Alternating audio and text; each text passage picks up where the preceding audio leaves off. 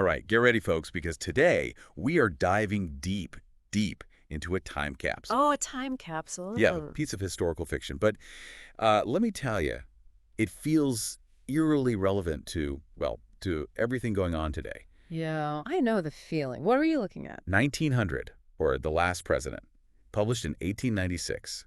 And man, does it ever paint a dramatic picture. It's all about the 1896 presidential election and the aftermath. Wow, so right at a turning point in American history. Absolutely, grappling with, well, with everything. Intense economic anxieties, deep social divisions, you name it. Okay, I'm intrigued. It's like we get to look through the eyes of someone who lived through it all, right? Exactly. Exactly. It's not just some dry history book, you know? It's a reflection of the fears and the hopes of that era. So a real glimpse into the A past. time machine, almost. Like we're right there with them, feeling the weight of it all. So, walk me through it. What's the story about?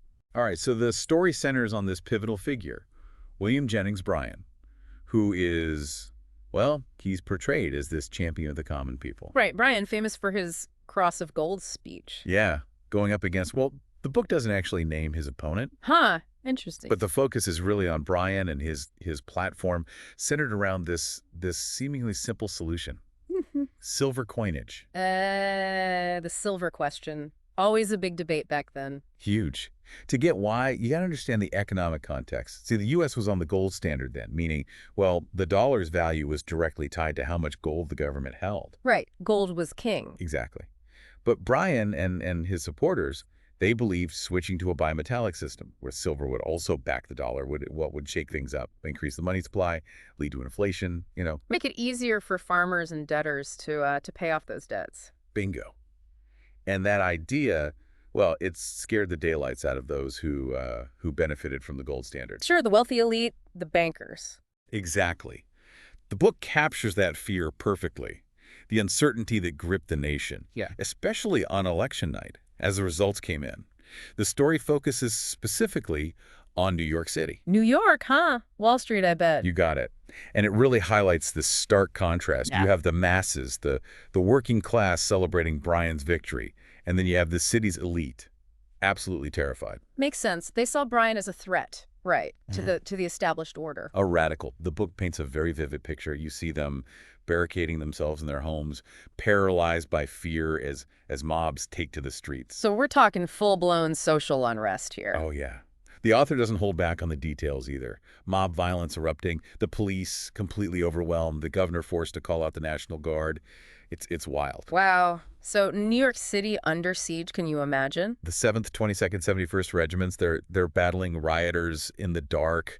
The city's under siege. It's like something out of a movie. It really highlights that divide in society back then, doesn't it? The working class struggling, seeing Bryan as their savior, and then the wealthy elite clinging to their power. A powder keg ready to explode. And speaking of exploding, while New York's in chaos, Chicago's a different kind of crazy. Unbridled joy. Bryan's victory, it's like a party. The working class, the labor movement, they see him as their champion. Chicago was a stronghold for those movements, definitely. And wasn't there some talk about what was it, a master spirit? Yeah, this shadowy figure emerges. He's controlling this jubilant mob, a mob that, well, let's just say they're not afraid to get their hands dirty. Oh, so it wasn't all just peaceful celebrating? Nope. The book describes them killing 4 policemen in cold blood. Revenge for their role in breaking up a previous labor riot. That's dark. It makes you wonder about this master spirit, doesn't it? What's his game? Right. Is he genuine? Or is there something more sinister going on? The author's definitely planting seeds of doubt. Things aren't always as they seem. That's for sure. So we have the chaos in New York, the celebration in Chicago. What about the rest of the country? Well, the book describes this widespread rejoicing across the South and West. The places that had really borne the brunt of the economic hardship, they saw Bryan as a beacon of hope. Imagine bonfires lighting up the night sky, people chanting, "Silver is king." Wow, a real sense of unity. Yeah, black and white Southerners united by this desire for a better economic future. It's quite the picture. Powerful, but I can't imagine Wall Street was celebrating. Oh, not at all. The news of Bryan's victory, it sent shockwaves through the financial world. A full-blown panic. The stock exchange, it was chaos. People fainting, the fear of ruin. It was palpable. I bet. They saw Bryan abandoning the gold standard as a direct attack on their interests, didn't they? Absolutely. And then Bryan takes office, and he assembles his cabinet. It's filled with figures like William Stewart, Richard Bland, John Altgeld, all known for their unconventional views. Unconventional, huh? So he wasn't backing down from his campaign promises? Not one bit. It was a clear signal that he intended to shake things up. And his first executive order, well, let's just say it confirmed everyone's fears. He abandons the gold standard and embraces free silver coinage at a 16-to-1 ratio. Wow, that must really thrown fuel on the fire. It did. The anxieties, they boiled over. It wasn't just talk anymore. It was real. A real shift in the landscape. And then on top of all that, remember a few years earlier, Coxey's army? The unemployed workers marching on Washington. Yeah, them. Well, now in Bryan's America, there's a new group, the Silver Pilgrims. They start heading to Washington, carrying all their silver heirlooms ready to be coined into Bryan dollars. Putting all their faith in him, huh? They believed in his promises of prosperity, that silver was the answer. A poignant image, really. But you gotta wonder, was it all in vain? Will they find prosperity or heartbreak? Only time will tell. And Bryan himself, he's got an agenda, and he's pushing it hard. Oh, right through Congress. He's got a populist movement behind him, doesn't he? Yep. And they're proposing some radical stuff, like repealing the Civil Service Acts, abolishing national banks, income taxes on the wealthy. Whoa, hold on. They want to get rid of the Civil Service Act. That was meant to ensure fairness in government jobs, right? Yeah, they see it as part of the problem. And then there's the national banks, symbols of corporate power. They want to control the railroads, give direct loans to farmers, bust up monopolies. Wow, it's like a complete overhaul, a total restructuring of the system. A fascinating experiment, for sure. But you got to wonder about those consequences, right? Oh, yeah. And speaking of consequences, what about the silver dollar? Didn't that start to plummet? Yeah, it did. The economic boom Bryan promised, it never really materialized. Instead, people are struggling, carrying baskets of silver coins just to buy basic necessities. That's a powerful image. All that hope turning into disillusionment. Yeah. And then, as if things weren't bad enough, the tension between the North and South, it starts to boil over. The South feeling emboldened by Bryan's victory, right? Right. And they start making demands, big demands. First, they want the internal revenue tax on tobacco repealed. They see it as punishment for the Civil War. And then they want pensions for Confederate veterans, or at least restitution for all the taxes they've paid since Reconstruction. Wow. They're really testing the waters there. Can the North really accept being ruled by a South-dominated government? That's the big question, isn't it? The author even raises the possibility of the North seceding to protect its own way of life, a real reversal of roles. Mind-blowing. So where do we leave off? What's the overall feeling? 1899 arrives, and there's this sense of foreboding. The economy is stagnant. There's political uncertainty everywhere. And Bryan, well, he's starting to realize that he might have unleashed forces he can't control. A recipe for disaster. And that brings us to New Year's Eve, 1899, the eve of a new century. Congress is in session, debating the Confederate pension bill. The nation's holding its breath. It's like we're standing on the edge of a cliff, waiting to see what happens next. I'm on the edge of my seat. We'll have to pick this up next time. Absolutely. Stay tuned. All right, so we're back, picking up right where we left off. Remember, the U.S. is, well, it's hanging by a thread. Congress, they're locked in this heated debate over the Confederate pension bill. Yeah? And, the sense of dread, it's palpable. Like, we're all just waiting for the other shoe to drop, Oh, absolutely. The author, he really knows how to build suspense, doesn't he? Leaves you wondering, what happens next? Does the Republic survive this? Does Bryan hold on to power? It's a cliffhanger. Yeah, and unfortunately, we don't get those answers. Remember, this book was, it was written before the actual election of 1896. So. Right. It's more of a what-if scenario, a cautionary tale about what could happen if things go too far.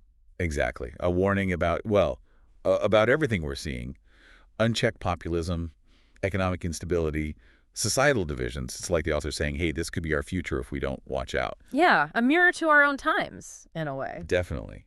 But even though we don't know the specific fate of this fictional America, we can still learn from it. Oh, absolutely. There are valuable insights here about human nature, about power dynamics, about how fragile democracy really is. Right. So let's take a step back, look at some of the key takeaways from part one, and maybe just see if we can draw any parallels to our own time. Okay, sounds good. Where do you want to start? Well, what really struck me was the power of economic anxiety. The author, he shows how economic hardship can fuel these populist movements and create this fertile ground for unrest. It's like when people are struggling, they're looking for someone to blame, looking for simple solutions. Yeah, it's a common theme throughout history, isn't it? When times are tough, people become susceptible to, well, to those who offer easy answers, even if those answers are maybe not so realistic. Right. And Bryan, with his silver coinage platform, he steps right into that void. The silver bullet solution. Yeah. Literally. Yeah. But it's not just about the economic anxieties, right? There's also this element of political opportunism. Oh yeah. Bryan, he might have genuinely believed in his vision, but he also knew how to exploit the situation to his advantage. Definitely. It makes you think about the motivations of those who claim to speak for the common people. Right. Absolutely. The author, he seems to be suggesting that even well-intentioned leaders can do harm if they tap into those fears and resentments for their own political gain. It's a good reminder to be critical of those in power,